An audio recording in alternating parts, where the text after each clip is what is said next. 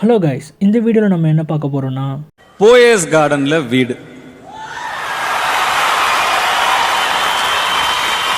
இது இவ்வளோ பெரிய பேச்சு பொருளாக மாறும் அப்படின்னு எனக்கு தெரிஞ்சிருந்தா நான் பேசாமல் ஒரு சின்ன அப்பார்ட்மெண்ட்லேயே இருந்திருப்பேன். தமிழ் சினிமாவில் தவிர்க்க முடியாத ஆக்டரில் ஒருத்தர் தான் நம்ம தனுஷ். அவர் 20 வருஷத்துக்கு மேலே ஆழ்வார்பேட்டில் இருக்க ஒரு ஃப்ளாட்டில் தான் இருந்துட்டு வராரு.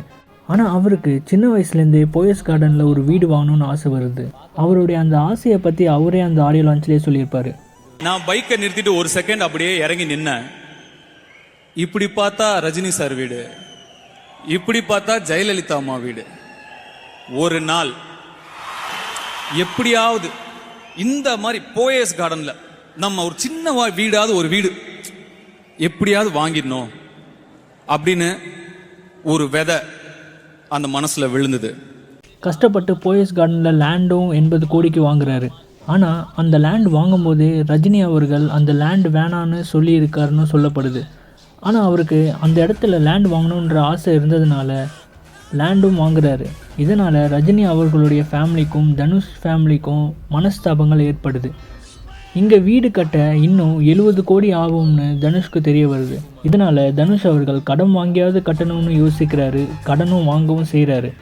இதை கேள்விப்பட்ட ரஜினி அவர்கள் நானே வீடு கட்ட ஸ்பான்சர் பண்ணுறேன்னு தனுஷ்கிட்ட சொல்லியிருக்காரு. இல்லை சார், இங்கே கட்டுற ஒரு ரூபாயும் நான் கட்டினதாக இருக்கணும்னு சொல்லி அதை வேணான்னு சொல்கிறாரு. இதனால தான் வருஷத்துக்கு 2 படம்னு கொடுத்துட்டு இருந்த நம்ம தனுஷ் லாஸ்ட் 5 வருஷத்தில் 20 படங்கள் மேலே நம்மளுக்கு கொடுத்துருக்காரு. எக்ஸாம்பிளுக்கு சொல்லணும்னா VIP 2, அசுரன், நானே வருவேன், தொடரி, பட்டாஸ், மாறன், கேப்டன் மில்லர், திருச்சிற்றம்பலம்னு எல்லா படத்துலையும் அட்வான்ஸ் வாங்கி வீடை கட்டவும் செலவு பண்ணியிருக்காரு. எல்லாம் பண்ணி ஒரு வழியாக வீடு கட்டியும் முடிக்கிறாரு.